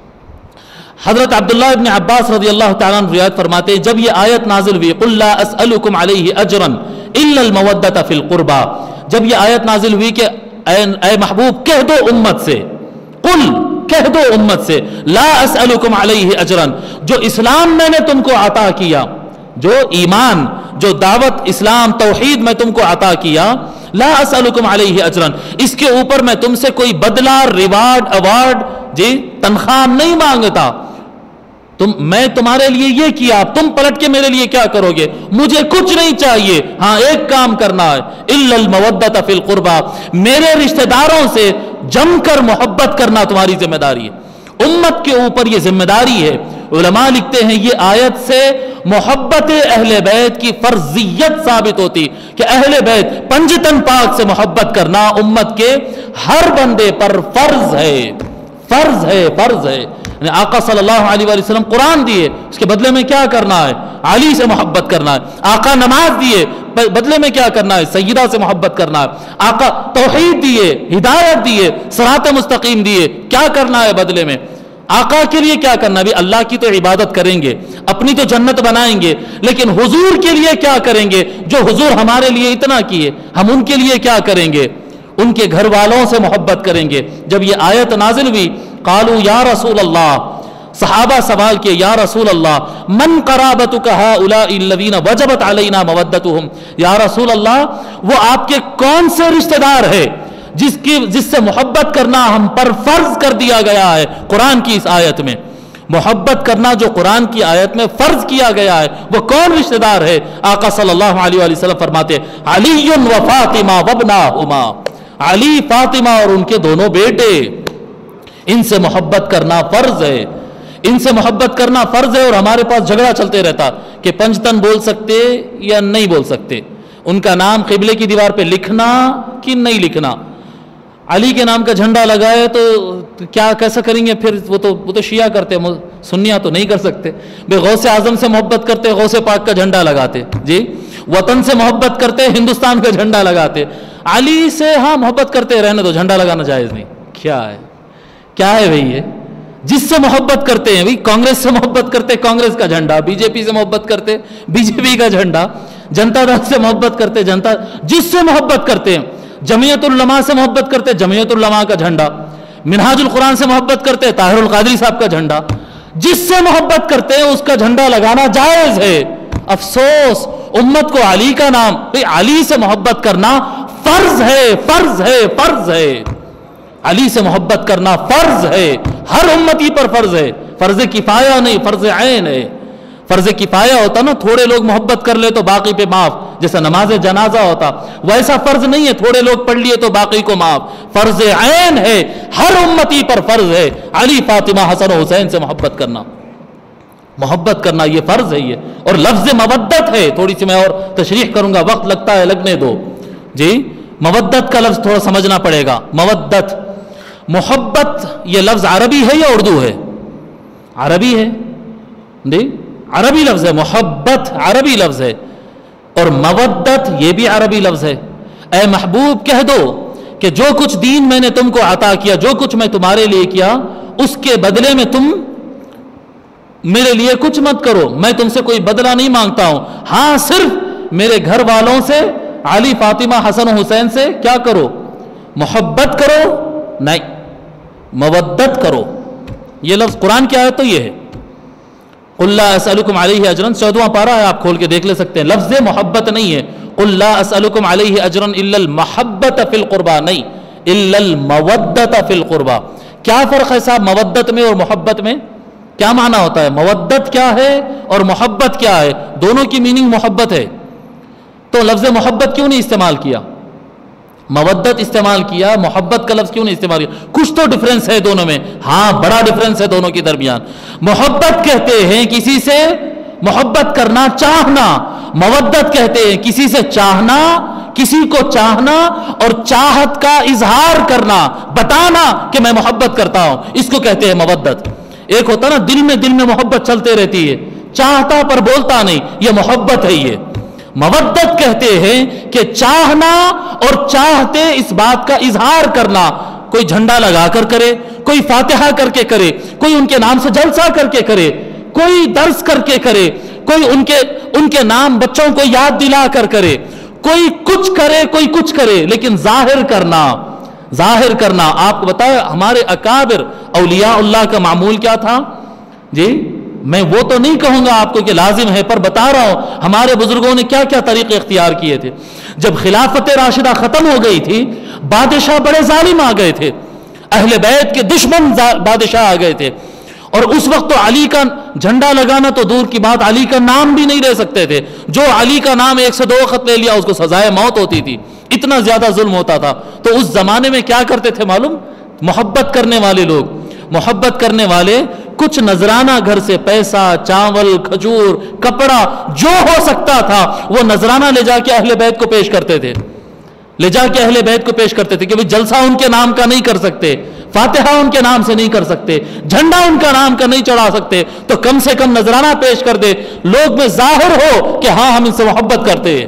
گھر پہ لے جا کے خاموش ان کو دے کر آتے. ظاہر کرنا، دکھانا، بتانا، چرچا کرنا، دھوم کرنا، لوگوں کو بتانا کہ ہاں ان سے ہم محبت کرتے ہیں. اب میں آپ کو بتاؤں کہ روئے زمین پر جس سے آپ محبت کرتے ہیں، سارے امت مسلمہ کا عالم بتا رہا ہوں، جس سے محبت کرتا ہے ظاہر کرتا ہے. جی غوث پاک سے محبت کرتے ظاہر کرتے. جی کون سے ولی ہے آپ بتائیے جن کے چاہنے والے ظاہر نہیں کرتے؟ ہر ولی سے غریب نواز کے اب آ گیا، رجب کا مہینہ آ گیا، غریب نواز کے چاہنے والے اب دکھاتے ہیں کہ ہم چاہنے والے ہیں. دکھاتے یا نہیں دکھاتے؟ جی مسئلہ سیاست کا ہو، مسئلہ تجارت کا ہو، مسئلہ شوق کا ہو، مسئلہ عقیدے کا ہو، مسئلہ دین کا ہو، مدرسے کا ہو، مرشد کا ہو، کوئی مسئلہ ہو، جو جس کو چاہتا ہے ظاہر کرتا ہے. ایک پنجتن ہے جن کا اظہار ہمارے پاس جائز نہ رہا، انا للہ و انا، جس کو اللہ تعالیٰ نے فرض کیا تھا وہی چھوٹ گیا.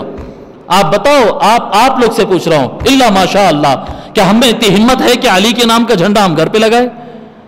اللہ اکبر. نہیں بھائی، وہ لوگ بولتے کہ شیعہ ہو گئے، بولتے ویسا کہتے ایسا کہتے. ارے بابا کیوں؟ ہمارے کو یہ شیعہ، سنی، دیوبندی، بریلوی، جی سلفی، صوفی، یہ سارے تقسیمیں انسان کے بعد میں کیے ہوئے. رسول اللہ نے کیا آرڈر دیا تھا؟ قرآن کیا آرڈر دیا تھا؟ قرآن نے یہ آرڈر دیا کہ اہل بیت سے محبت کرو اور محبت کو ظاہر کرو. محبت کرو اور محبت ظاہر کرو. صحابہ سے بھی محبت کرنا ہے، صحابہ سے بھی محبت کرنا ہے. ابو بکر سے محبت کرو، عمر سے کرو، عثمان سے کرو، عشرہ مبشرہ سے کرو، سب سے محبت کرو. اور لوگ کرتے ہیں، کرنا بھی چاہیے. صحیح ہے محبت کرنا. اور محبت کے اظہار میں قبلے کی دیوار پہ ان کے نام لکھے جاتے ہیں مسجدوں کے اندر.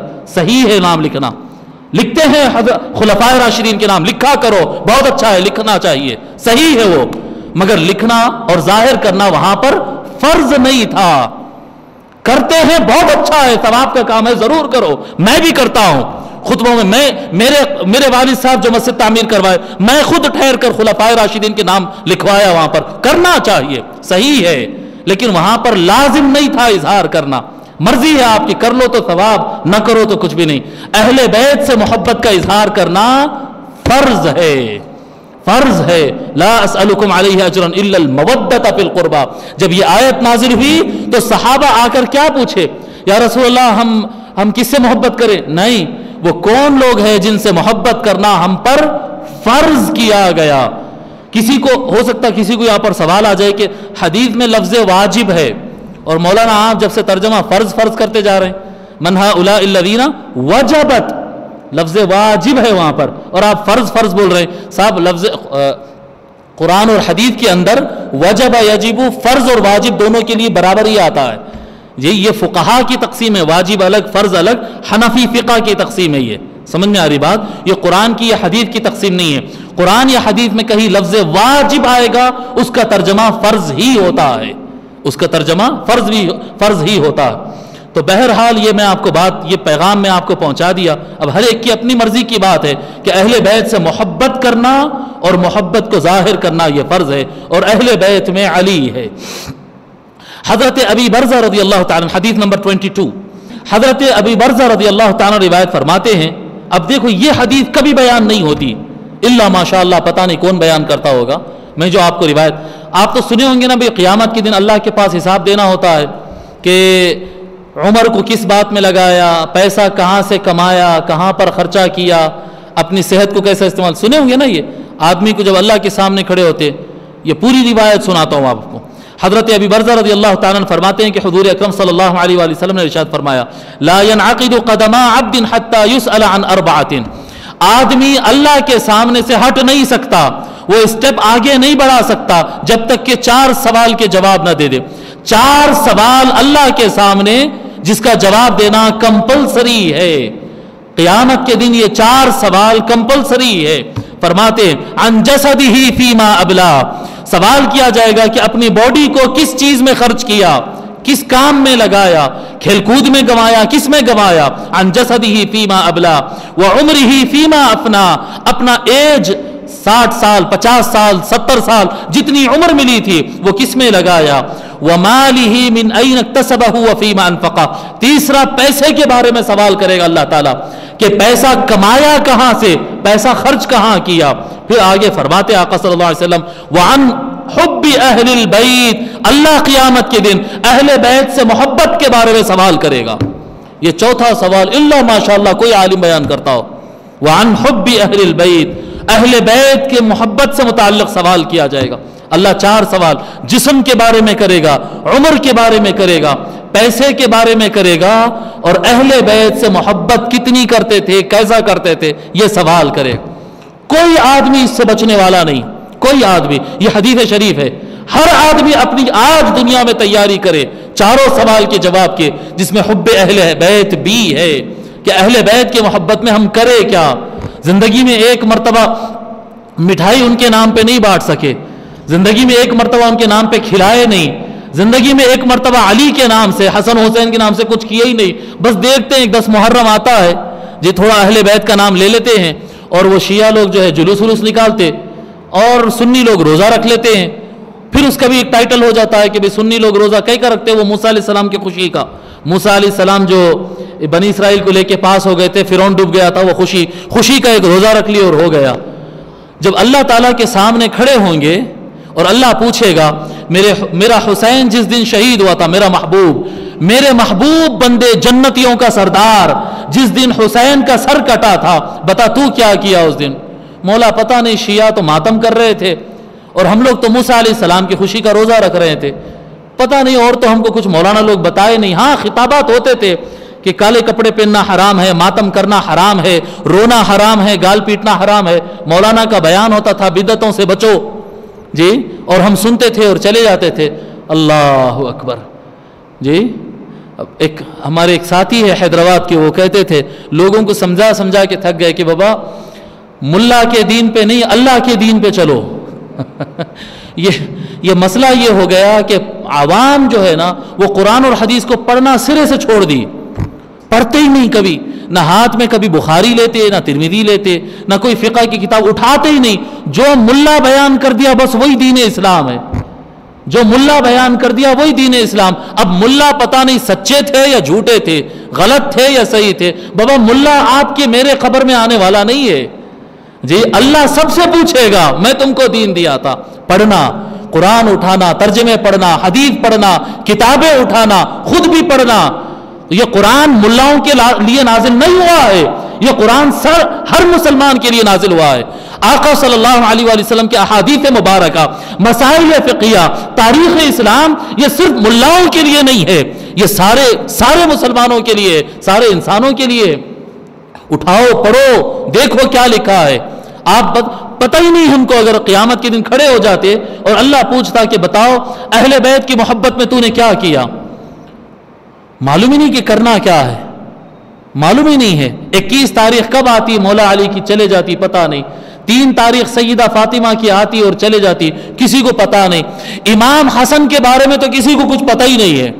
अरे जितने जन्नती है ना जी, जितने जन्नती है सारे इंशाअल्लाह सारे हम सब जन्नती है। हमारे मुर्शिदा जन्नती है, कादरियां जन्नती, चिश्तियां जन्नती है जी, सारे उलमाए अहले सुन्नत और दीगर उलमा सब जन्नती है। औलियाउल्लाह जन्नती है, गरीब नवाज जन्नती, गौसुल आजम जन्नती है जी, ताबईन जन्नती है, सहाबा जन्नती है। हसन जन्नतियों के सरदार है। न कब पैदा हुआ मालूम, न कब इंतकाल हुआ मालूम, न उनकी तारीख मालूम, न उनकी जिंदगी मालूम। बस वो थे हुजूर के 2 नवासे, बचपन में पीठ पे बैठ जाते थे आका सल्लल्लाहु अलैहि वसल्लम की, तो सजदा लंबा कर देते थे।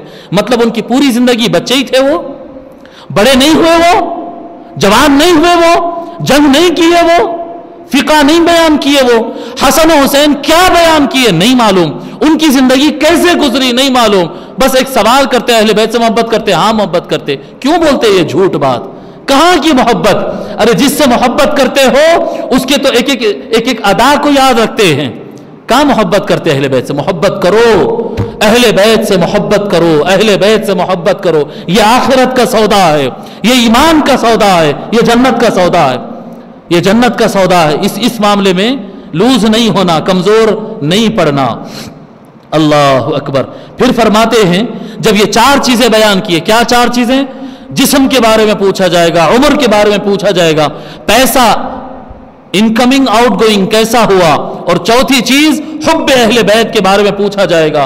تو لوگ سوال کیے یا رسول اللہ قیل یا رسول اللہ فما علامت حبکم، یا رسول اللہ آپ سے محبت کی علامت کیا ہے، کیا نشانی ہے، کیسا سمجھنا کہ ہمارے اندر حب اہل بیت آیا یا نہیں آیا؟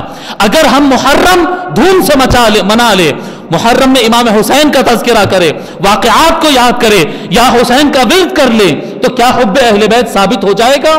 کیا سیدہ کی فاتحہ کرنے سے ثابت ہو جائے گا؟ کیا نشانی ہے، نشانی سگنل کیا ہے، مارک کیا ہے کہ ہمارے اندر حب اہل بیت ہے یا نہیں ہے؟ تو میرے آقا صلی اللہ علیہ وآلہ وسلم فضرب بیدہ علی منکب علی، حضور صلی اللہ علیہ وآلہ وسلم نے فرمایا، اپنے ہاتھ سے مولا علی کے شولڈر پر اس طرح سے مار کر بتایا کہ حب اہل بیت کی علامت علی ہے، حب اہل بیت کی علامت علی ہے۔ کئی لوگ ایسے ہوں گے جو محرم منا لیں گے، امام حسین کو یاد کر لیں گے، لیکن گارنٹی نہیں ہے کہ یہ حب اہل بیت ہے۔ ہو سکتا رواج ہے، باپ دادا کرتے تھے میں بھی کر رہا ہوں اور چل گیا، ایسا ہو سکتا ہے جی، یہ ہو سکتا ہے کہ بھئی شروع سے چلا آ رہا کر سب محلے والے امام حسین کا مولانا بیان کر رہے تھے تو میں بھی بیان سن لیا۔ تذکرہ امام حسین اور محبت امام حسین فرض ہے، پر حب اہل بیت کی علامت نہیں ہے، پوری ذمہ داری سے کہہ رہا ہوں۔ اور یہ بات کہنے کے لیے بہت سارے علماء جھجکتے ہیں، مگر میں یہ اپنا فرض سمجھتا ہوں آپ تک پہنچانا۔ امام حسن سے محبت کرنا، چرچا کرنا، سیدہ فاطمہ سے محبت کرنا، جی آپ کے نام سے گھر میں فاتحہ کرنا، خصوصی کھانا پکانا، غریبوں کو کھلانا، یہ سب کرو، لیکن یہ سب ملا کر بھی گارنٹی نہیں ہے حب اہل بیت کی۔ حب اہل بیت کی گارنٹی ہوتی ہے علی کا نام لینے سے، علی کا چرچا کرنے سے، علی کا جھنڈا بلند کرنے سے۔ رب ذوالجلال کی عزت کی قسم میں بتا رہا ہوں آپ کو، اللہ کے رسول صلی اللہ علیہ وآلہ وسلم جب حب اہل بیت کو فرض کیے، جو محبت جو صحیح راستے پہ چلتا ہے اس کا امتحان ہوتا ہے یا نہیں ہوتا ہے؟ جو صحیح راستے پر چلے گا اس کا امتحان ہوتا ہے۔ آپ زندگی بھر یا حسین کرتے پھرے، آپ سے امتحان نہیں لیا جائے گا، زمانہ آپ کا خلاف نہیں ہوگا، زمانہ آپ پر فتویٰ نہیں لگاتا ہے، لیکن جب آپ یا علی کہیں گے، جب فتوے شروع ہوتے ہیں، جب سوال شروع ہوتے ہیں، کیوں؟ علی نام ہے حب اہل بیت کی گارنٹی کا۔ معاذ اللہ کو یہ تصور نہ کرے کہ میں یہ کہہ رہا ہوں امام حسین کا نام لینا ضروری نہیں، معاذ اللہ جی، ان کا نہیں لیں گے تو کس کا نام لیں گے؟ امام حسن کا مقام، امام حسین کا مقام، یہ سب تو جان مصطفیٰ ہے، یہ پنج تن ہے یہ، مگر یہ پنج تن کی حقیقی محبت کی گارنٹی یہ ہے کہ زبان پہ بار بار علی کا نام آتا ہو، علی کی فضیلت بیان کرتا ہو، علی کے نام پہ آگے بڑھتا ہو، اور یہ نام پہ جو آگے بڑھتا ہے، میں آپ کو بتا رہا ہوں اس کے اوپر شیعیت کا فتویٰ پہلے لگا دیتے ہیں۔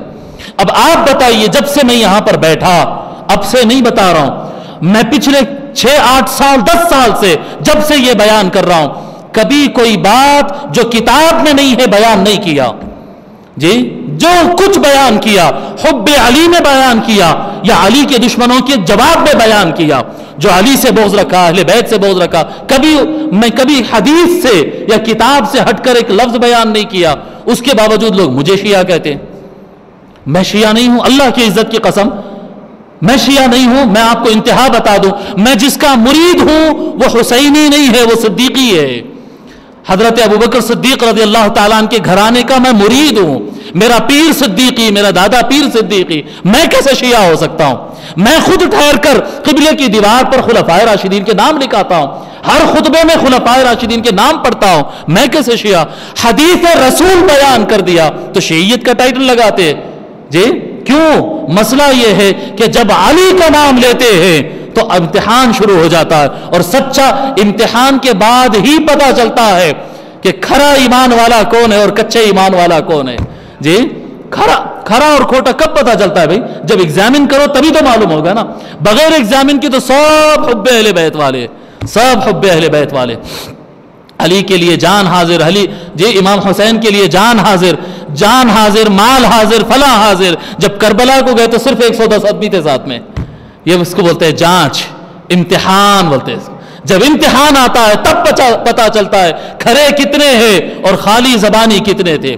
تو کھرا پتہ چلنا ہے تو علی کا نام لینا، علی کا نام لے اور اس پر ڈٹ جائے کہ اس سے میں اسٹیپ بیک نہیں ہونے والا ہوں، تو سمجھنا کہ ہاں حب اہل بیت دل میں بیٹھ گیا. یہ میرا فیصلہ نہیں ہے, یہ رسول اللہ کا فیصلہ ہے. فما علامت حبکم, یا رسول اللہ اہل بیت سے محبت کے دلیل کیا ہے؟ فضرب بیدی علی منکب علی, آقا نے ایسے مار کر بتایا, علی یہ ہے ہم سے محبت کرنے کی دلیل, ہم سے محبت کرنے کی دلیل علی ہے. یہ آقا صلی اللہ علیہ وآلہ وسلم کا فرمان ہے. اللہ اللہ. باب فی قول النبی صلی اللہ علیہ وآلہ وسلم من کنت مولاہ فعلی مولا. ایک نیا چیپٹر شروع کریں, چیپٹر 4. حضور صلی اللہ علیہ وآلہ وسلم نے ولایت کا اعلان فرمایا, مولا علی کے ولایت کا اعلان فرمایا. یہ بہت بڑا چیپٹر ہے اور کتاب کا بڑا حصہ یہ ہے. اس کو ہم بالکل ایسے تیز تیز جمپ کرتے ہوئے جاتے, ایک جگہ ڈیٹیل میں سمجھا دوں گا اور باقی احادیث کو ہم تیز چلے جائیں گے کیونکہ اس میں ریپیٹیشن زیادہ ہے. آپ سوال کریں گے کہ بھی مولانا شیخ الاسلام علامہ طاہر القادری صاحب یہ احادیث کو اتنا ریپیٹڈلی لائے کیوں؟ سوال آتا نا بھائی, ایک ہی معنی کی حدیث ہے تو ریپیٹڈ کیوں لاتے ہیں؟ فن حدیث کے اندر یہ اس کی ضرورت ہوتی ہے. یعنی کتنے چین آف حدیث سے روایت ہوئی ہے, کتنے کتابوں میں روایت ہوئی ہے, کتنے لوگ نے روایت کیا ہے. یعنی جتنا زیادہ ایویڈنس بڑھاتے ہیں اتنا کیس مضبوط ہوتا ہے. تو یہ اصول الحدیث اور علم الحدیث کے حساب سے اس کا ریپیٹیشن ہے. ہم اس کے اوپر اب گفتگو کرتے ہیں.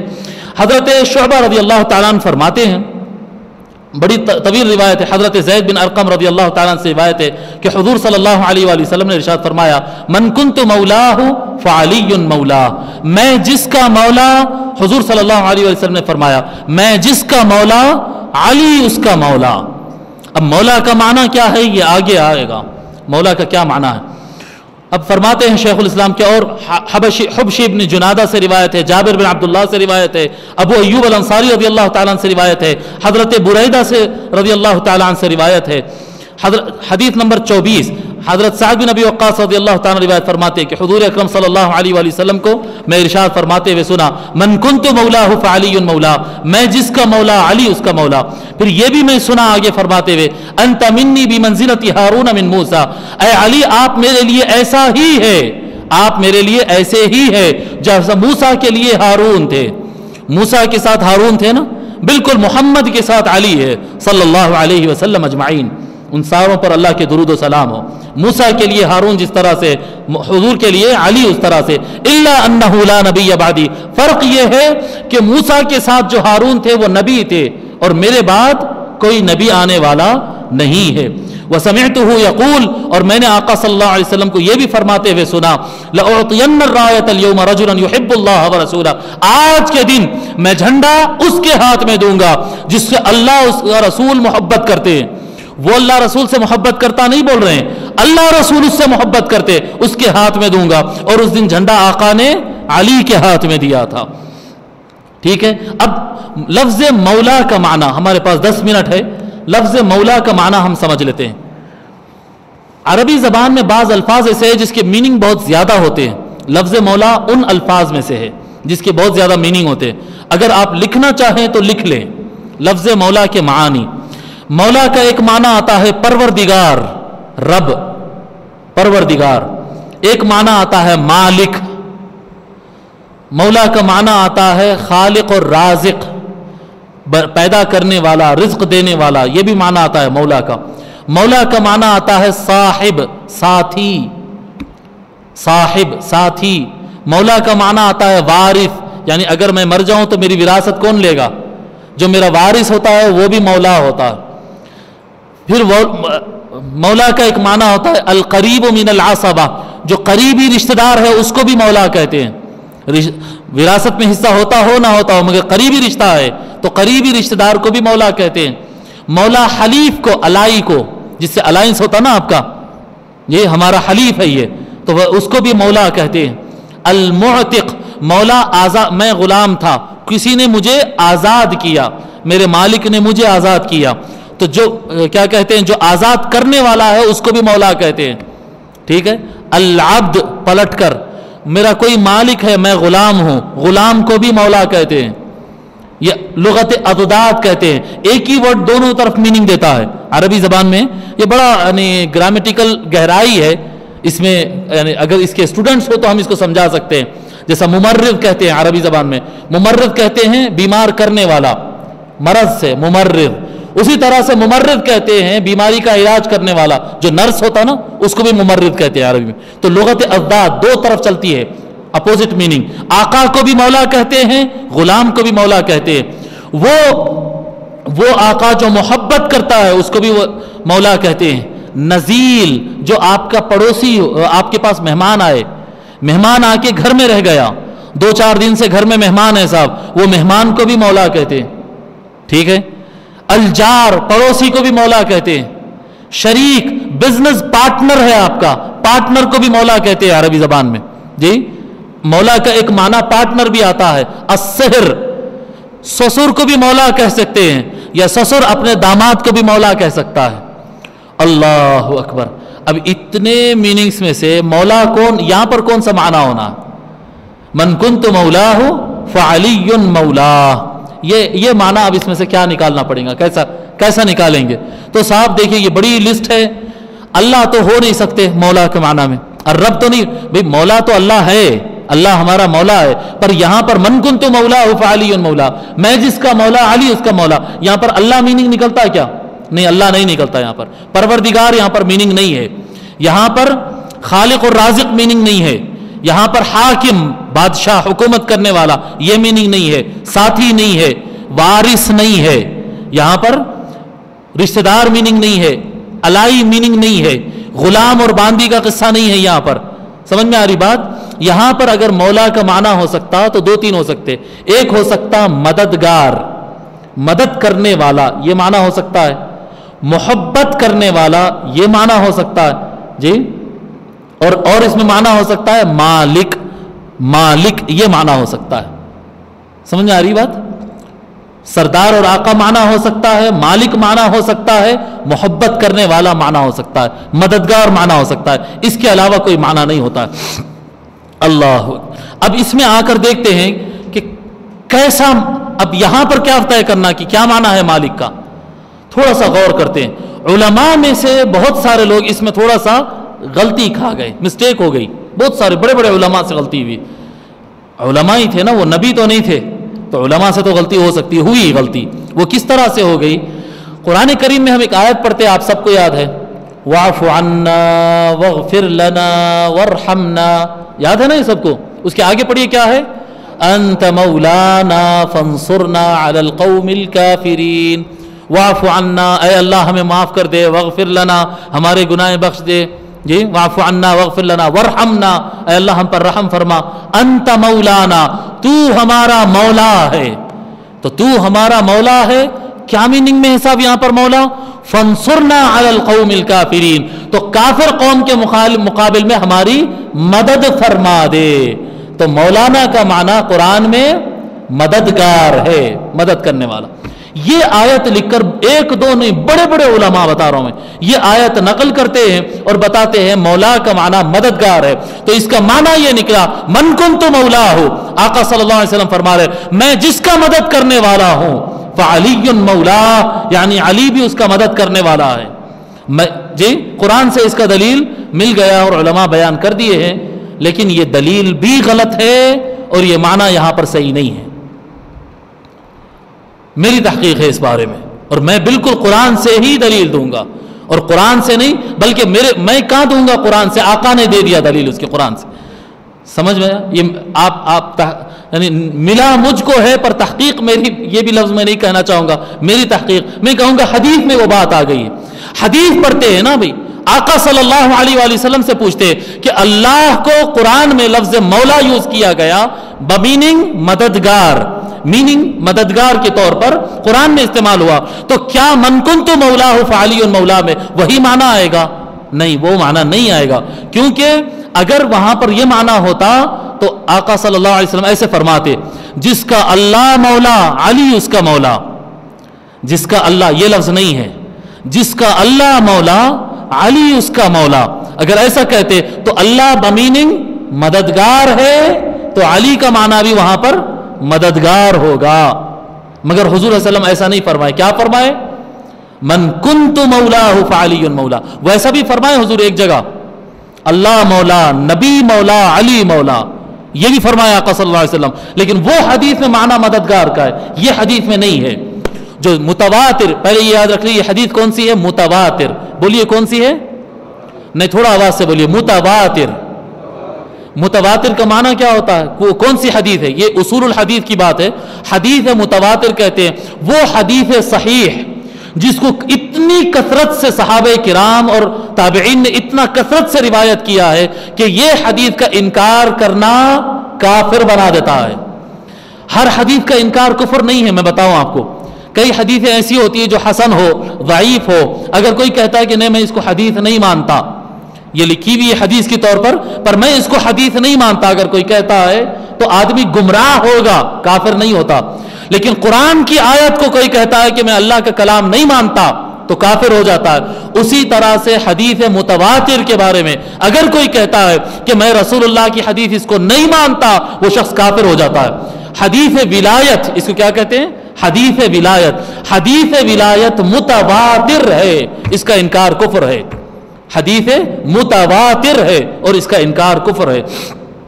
अब आका सल्लल्लाहु अलैहि वसल्लम फरमाते हैं, हदीस नंबर 25 अगर पढ़ लें तो इसका माना क्लियर हो जाता है। हदीस नंबर 25, बरा बिन आज़िब रज़ियल्लाहु ताला रिवायत फरमाते हैं, हम हुजूर सल्लल्लाहु अलैहि वसल्लम के साथ आए हज्जतुल वदा के मौके पर, जब हुजूर सल्लल्लाहु अलैहि वसल्लम हज फरमाए थे 10 हिजरी के मौके पर। फनज़ल फी बाज़ तरीक़, आका सल्लल्लाहु अलैहि वसल्लम मक्का से मदीना वापस आते वक्त रास्ते में उतर गए, एक जगह ऑर्डर दिए, रुक गए। फ़अमर अस्सलात जामिअतुन, आका सल्लल्लाहु अलैहि वसल्लम ऑर्डर दिए कि लोग को नमाज के लिए जमा करो। 60-70,000 आदमी का मजमा है, 60-70,000 आदमी का मजमा है। आका सल्लल्लाहु अलैहि वसल्लम ऑर्डर देते सारे लोग को जमा करो, नमाज पढ़ना है। मजमा तैयार हो गया है, नमाज का मजमा तैयार हो गया है। आका सल्लल्लाहु अलैहि वसल्लम एक चट्टान पर चढ़ते, मजमा बड़ा है, एक ऊंचे जगह पर चढ़ते हैं, अली को साथ में लेकर। फ़अख़ज़ बियदि अलीय्यिन, हुज़ूर सल्लल्लाहु अलैहि वसल्लम अली का हाथ पकड़ के कहते हैं, क्या कहते हैं, कहते हैं अलस्तु औला बिल मुमिनीना मिन अनफुसिहिम, लोगों क्या तुम्हारी जानों का मैं मौला नहीं हूं। अल्लाह मौला की बात नहीं हो रही, यहां पर रसूल मौला की बात हो रही है। अलस्तु औला बिल मुमिनीना मिन अनफुसिहिम, क्या मैं, ये कुरान की आयत है, अलस्तु औला बिल मुमिनीना मिन अनफुसिहिम। आप सूरह अहज़ाब उठा लें, पारा नंबर 21 सूरह अहज़ाब में, अन्नबिय्यु औला बिल मुमिनीना मिन अनफुसिहिम व अज़वाजुहु उम्महातिहिम, अल्लाह तबारक व तआला फरमाता है कि मेरा नबी औला बिल मुमिनीना मिन अनफुसिहिम, मोमिनीन की उनकी जान से ज्यादा मालिक है। ये लफ्ज अल्लाह तबारक व तआला फरमा, सारे अहले सुन्नत वल जमात यही तर्जमा करते हैं इस आयत का, अन्नबिय्यु औला बिल मुमिनीना मिन अनफुसिहिम, हम अपने जान के मालिक है, मगर हमसे बढ़कर मालिक हमारे जानों के रसूलुल्लाह है। आपको ख्याल आएगा कि ऐसा कैसा हो सकता है। मेरे से पूछे ये किसका घर है, मैं बोलता हूं मेरा घर है। आपका घर है या आपके अब्बा का घर है? मेरा तो घर है लेकिन अब्बा ज्यादा मालिक है उसके, क्योंकि बनाए उन्होंने, राइट। मालिक तो मैं भी हूं, मेरा घर है लेकिन वो ज्यादा मालिक है। हमारे जान के हम मालिक है, लेकिन हमसे बढ़कर ला इलाहा इल्लल्लाह पढ़ने वालों की जान के मालिक उनसे खुद से ज्यादा रसूलुल्लाह है। अन्नबिय्यु औला बिल मुमिनीना मिन अनफुसिहिम, रसूलुल्लाह, क्योंकि ये सारे मुसलमान ये बात जानते हैं कि नबी हर मोमिन की जान का ज्यादा मालिक होता है। आका ने हाथ उठाकर अली का फरमाया, लोगों बताओ अब कहो कि क्या मैं तुम्हारी जानों का मालिक हूं या नहीं हूं, सारे मोमिनीन की जानों का मालिक हूं या ना हूं। अलस्तु औला बिल मुमिनीना मिन अनफुसिहिम, कालून बला, सारे सहाबा ने कहा हाँ या रसूल अल्लाह, आप हमारे जानों के मालिक है। फरमाए मन कुन्तु मौलाहु फहादा अलीयुन मौला, मैं जिसका मालिक हूं अली उसका मालिक है। मैं जिसका मौला हूं अली उसका मौला है। अब यहां पर मीनिंग क्लियर हो जाता है, ये भी कुरान में है वो भी कुरान में है, ये भी कुरान में है और वो भी कुरान में है। मैं जिसका मौला हूं अली उसका मौला है।